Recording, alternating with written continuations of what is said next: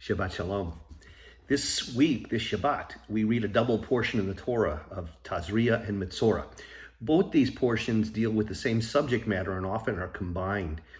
The subject matter is a disease, a malady called Tzara'at. And Tzara'at, we understood or translated into English as leprosy. It was a spiritual disease, for they would call the priest to come and examine someone who broke out with this affliction. And if indeed the priest confirmed that someone had developed this affliction, this tzara'at, he would be isolated outside camp, quarantine. Sounds familiar, doesn't it? Well, this spiritual disease, the rabbis understood it being caused by a certain kind of sin, several sins in fact, but specifically one sin in particular, the sin of lashon hara, gossip or slander. And the rabbis conceived this out of a wordplay. The second portion we read this week is Metzora, and they say it sounds like motzi shem ra, which is one who brings evil speech.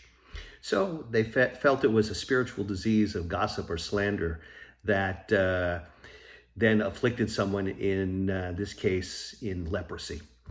But interestingly, in the portion, we learned that not only were people afflicted, but their possessions were afflicted, their clothing was afflicted with the leprosy, and even their homes. For in Leviticus chapter 14, it states, God speaking to the people says, when you come into the land of Canaan, which I give you for a possession, and I will put a case of tzara'at, that's the leprosy, affliction in a house. So this malady that occurred in biblical times, we understand appeared not only on people, but their possessions, their clothes, and even their homes. In the event that one's house would become infected, the entire affected area had to be removed, meaning they had to take down the walls, entailing great expense to the homeowner.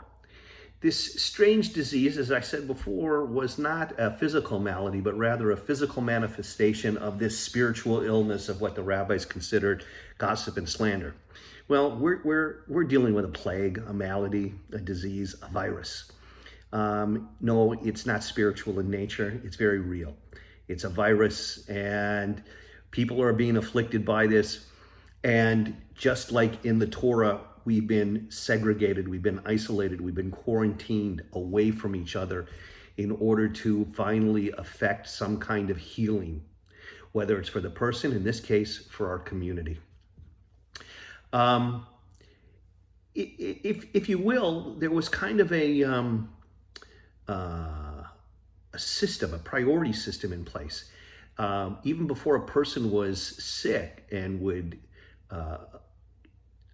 be subject to this affliction, first their possessions would be afflicted, their clothes would be afflicted, finally they would be afflicted, so that the individual who was spiritually lacking or was sinning, that they would understand their condition and be roused to proper penitence and mend their ways.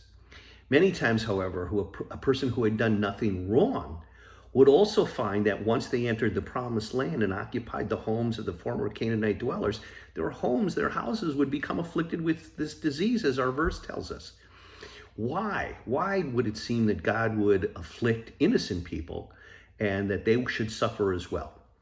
Well, in fact, the rabbis tell us in a midrash that what seemed to have been a stroke of bad luck was actually a great blessing.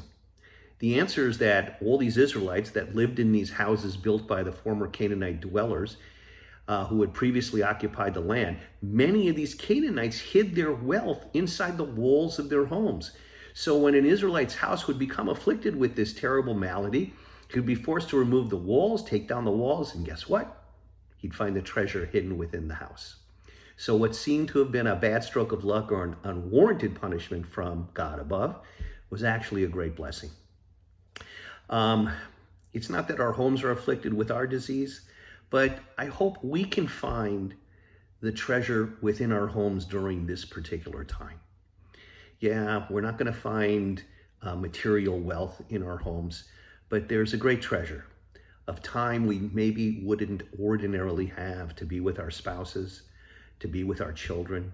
What a remarkable opportunity it is for you to be hands-on if you have children at home and helping them learn.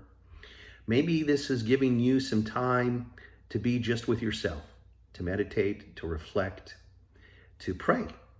Maybe this is giving you time to engage in a hobby you wouldn't have otherwise thought about doing. Maybe going outside in your backyard and gardening.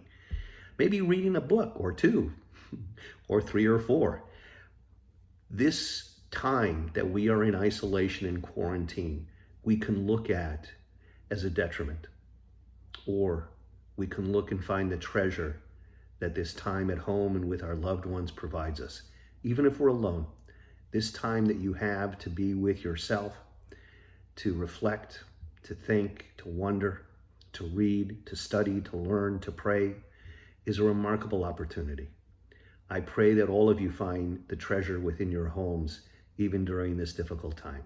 Shabbat Shalom.